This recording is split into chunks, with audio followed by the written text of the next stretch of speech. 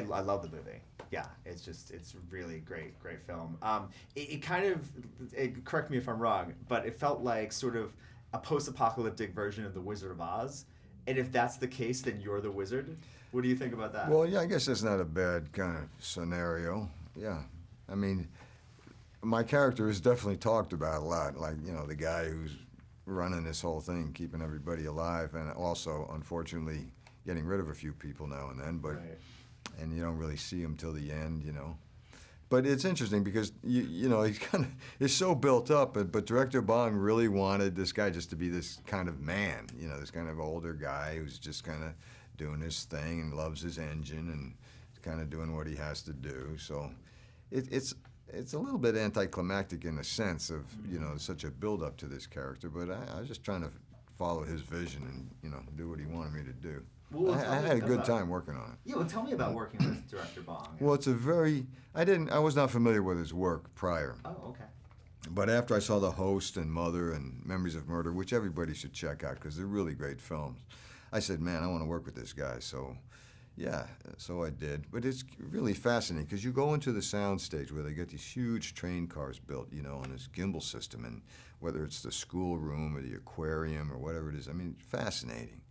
But there's a big bulletin board, and he's got every shot specific of the day lined up on this board.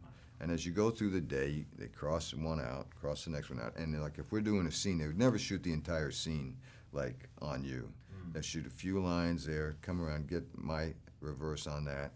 Then they might change the angle a little bit and get the next few lines. You hardly ever do a complete scene at one time. The editor's sitting right there on the stage, basically cutting it as he's shooting it. So for me, working just for, you know, whatever, 10 days or something, 2 weeks, it was fine. But like Chris, it was getting to Chris a little bit because you can never really get, you know, full into, the whole thing going, you know. Yeah. Well, but from what I understand, it's not unusual for Korean directors to work that way. Yeah.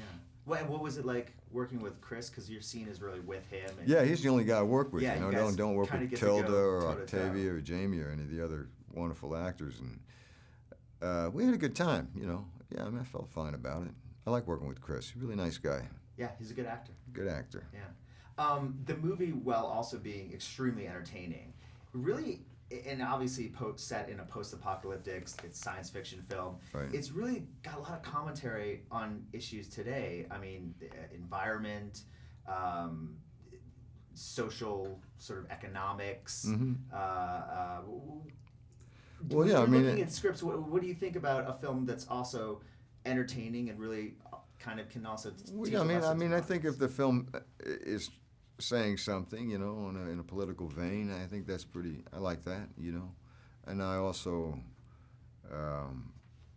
appreciate the storytelling aspect of it just for its own sake, you know. But yeah, and I you know, be curious to see what people think. But I mean, it's definitely a class warfare story here. I mean, you know, you've got the people, the haves and the have-nots, man. And the have-nots are getting tired of having nothing, so they do something about it. I love Pollock and I love Appaloosa.